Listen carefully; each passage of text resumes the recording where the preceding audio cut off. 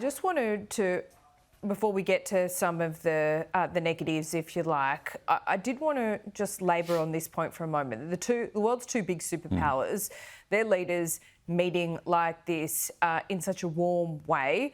I mean, I think sometimes we can talk too much about body language and niceties and small talk. But I think in this case, it is really important. And future plans, as you mentioned, have been made for Xi Jinping to go to America, for example, in April.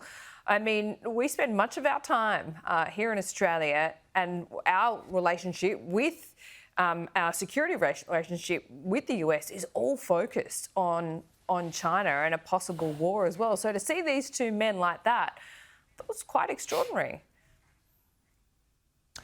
Well, yeah, possibly, but I'll return the favour by labouring the point on body language. Look, I don't want to be overly colourful about it, but just to cut through on this, that'd be no different from two mafia bosses from two different rival crime families having sort of a temporary cessation of hostilities meeting, embracing one another, kissing each other on the cheek, while at the same time having all of their guns, knives and weapons and arming themselves to the gunnels behind their back. So, yeah, you can read body language. It's important, Laura, but you can sometimes read it in a couple of ways. Yeah, OK. Now you're conjuring up all kinds of images of, plastic laid out in rooms of meetings and things like that. But let's not go too far down the mafia, the Sopranos type kind of, let's not do that. Anyway, let's talk about the negatives and perhaps some missed opportunities here. I want to talk about nuclear testing as well, because in amongst all of this, Trump's announced that the US is going to start retesting nuclear. What do you make of that? Well, in a typical Trumpian style, a few minutes before the warm embrace of the 90-minute meeting, he tweets out, or posts, I should say, on his own Truth Social, quite an odd statement, and I'll parse it very quickly for you. I'll explain why I think it's odd. But a few minutes before, probably designed as much to throw Xi Jinping a bit off stride. It's very hard to throw him off stride. He's so disciplined and so focused on his outcomes.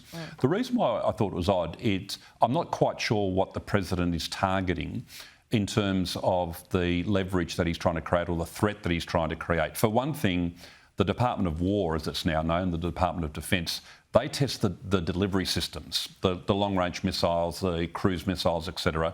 America hasn't stopped testing those, and nor has Russia or China for the delivery missiles. So, for instance, periodically they'll test, say, a Minuteman missile that comes out of the silos in the northern US, and they test it downrange into the Pacific.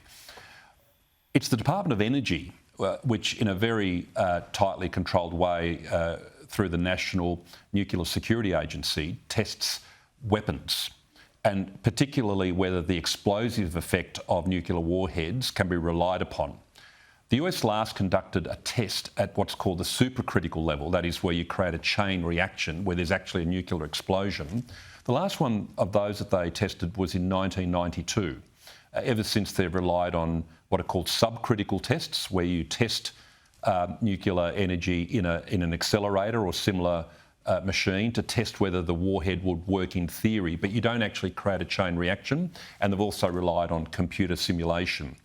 If the president is saying that for reasons to do with Russia and China's testing program, which I'll come to very quickly in a moment, they need to restart supercritical testing, that is where a chain reaction is created, that would be worrying on several fronts. One, the strategic arms treaty that the US has with Russia expires next February. At the moment, that holds both countries to 1,500 warheads deployed. There is no treaty binding the Chinese modernisation. They are very rapidly building up their forces. They're a long way from 1,500, but they'll get there in about 4 or 5 years. America's testing technology is excellent. They can do these subcritical tests without actually exploding a weapon. There has been long rumoured, and indeed during Trump's first term, the US administration released some assertions, which they said were backed up by intelligence, that both Russia and China were secretly testing using what are called low-yield chain reactions, nuclear warheads at their two testing sites, in the case of China at Lop Nua. So if we're on the the eve of a major nuclear arms race, that would be particularly concerning, Laura. Very, very concerning indeed. Yeah, it would be as well. I mean, we also got to look at what China does after these meetings as well. You got Trump with a pre-warning on odd one, as you've just laid out in Truth Social, and then China often says one thing and then it goes about its business as it wishes. What are we looking out here for on the other side, if you like? I think several things. One, China's modernisation of its military, including its nuclear inventory, just continues remorselessly. We saw the big parade in September. You and I talked about that at the time. That just keeps building and building and building and building. The US president said they didn't discuss Taiwan.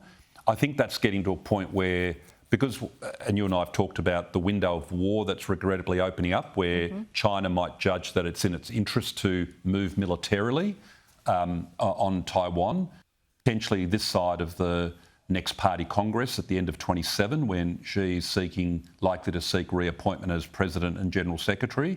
They probably need to have that discussion in the way that Nixon was able to have those difficult discussions with Brezhnev, and Reagan famously was able to have those discussions with Gorbachev in the 80s. They probably do need to have that discussion behind closed doors, saying, look, neither of us want a war, because whilst it might start over an island in the Pacific, it probably will end up with mushroom clouds over both of our countries, to go back to the nuclear weapons, because there is no template for how you restrain the escalation of strikes.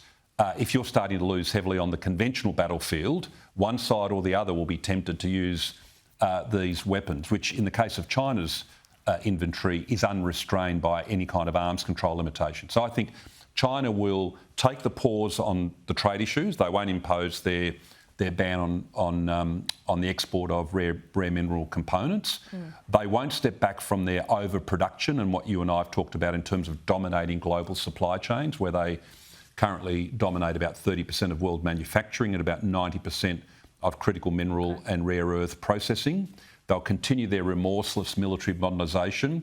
And then at some point, I predict either in 26 or in early 27, they'll say, look, we've had enough of not moving on our rights over Taiwan.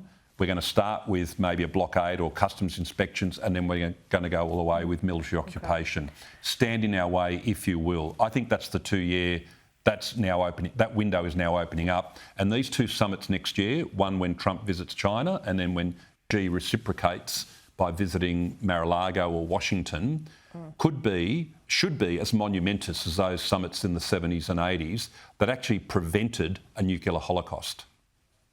Mike Pezzullo, always good to talk to you, especially this week. Thanks so much. Thanks, Laura.